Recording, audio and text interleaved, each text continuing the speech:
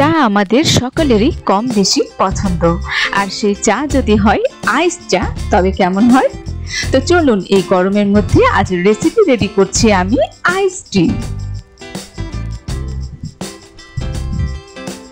একটি পাত্রে 1 কাপ পরিমাণ চিনি নিয়েছি আর এর সাথে দিয়ে দিচ্ছি আমি হাফ কাপ পরিমাণ পানি এবং চিনি দিয়ে জাল করে আমি সুগার সিরাপ তৈরি করে নেব আমাদের আইস টি তৈরির জন্য। চিনি এবং পানি চুলায় দিয়ে যে চিনিগুলো যখন গলে আসবে সেই পর্যায়ে আমি আলাদা একটি বাটিতে রেখে দেব।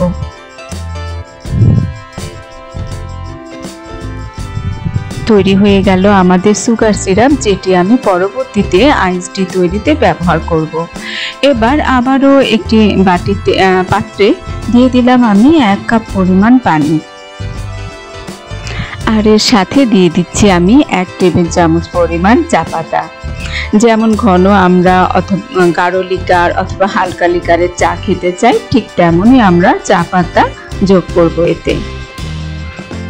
পানিতে চা পাতার বলক চলে আসবে তখন আমি এটি চুলা থেকে নামিয়ে নেব।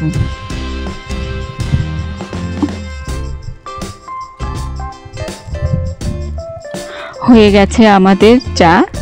এবার এটিকে আমি ছেঁকে রেখে দিচ্ছি আলাদা করে।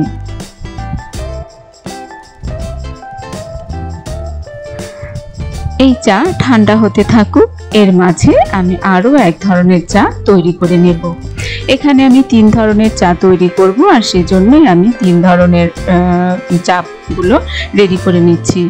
1 কাপ পানির সাথে এখানে আমি দিয়ে দিয়েছি সাদা এলাচ, দারুচিনি, লবঙ্গ এবং একটা স্টার এনিস মশলা। যেহেতু আমি মশলা চাও রেডি করতে চাই, তাই এখানে মশলা চায়ের জন্য আমি আগে থেকে চাটা রেডি করে নিচ্ছি। দিয়ে দিলাম আমি 1 টেবিল চামচ পরিমাণ চা পাতা। এবার চা পাতা সহ পানিতে যখন বলক চলে আসবে তখন আমি চুলা থেকে নামিয়ে এটিকে আলাদা করে ছেঁকে রেখে দেব।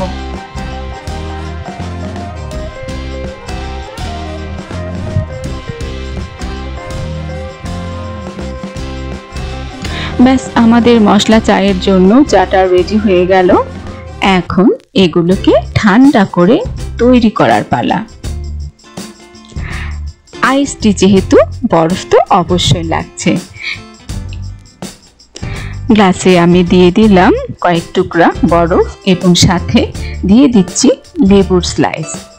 এবার এর সাথে আগেই যে সুগার সিরাপ রেডি করে রেখেছিলাম সেটি দিয়ে দিচ্ছি। এবার এর সাথে দিয়ে দেব আমি চা, যেটা মশলা চা কিন্তু নয়, এখানে নর্মাল যে চা তৈরি করেছিলাম সেটাই দিয়ে দিলাম। হয়ে গেল আমাদের নর্মাল আইস টি। এবার আমি তৈরি করতে যাচ্ছি মশলা চা। সেই জন্য আবারও একটি পাত্র নিয়েছি এবং এটিতে দিয়ে দিলাম আমি কয়েক টুকরা বরফ, দিয়ে দিচ্ছি লেবুর স্লাইস আর দিয়ে দেব সুগার সিরাপ। সাথে দিয়ে দিলাম আমি মশলা যে চা রেডি করে রেখেছিলাম সেটি। এখানে একটা কথা বলতে কিন্তু ভুলে গেছি, এখানে প্রত্যেকটা চাই একদম ঠান্ডা করে নেওয়া হয়েছে। আর একটা কাপে নিয়ে নিলাম আমি বরফ, তার সাথে দিয়ে দিলাম আমি মশলা চা এবং সাথে দিয়ে দিচ্ছি রান্না করে রাখা ঠান্ডা দুধ। এবার সাথে কিন্তু আমি সুগার সিরাপও যোগ করে দিয়েছি। সবকিছু দিয়ে একটুখানি নেড়ে দিলাম, তৈরি হয়ে গেল আমাদের দুধ চা। হয়ে গেল আমাদের 3 ফ্লেভারের আইস টি একদম রেডি। যে যার পছন্দ মতো বানিয়ে নিতে পারি খুব সহজেই। সবাই ভালো থাকবেন, সুস্থ থাকবেন।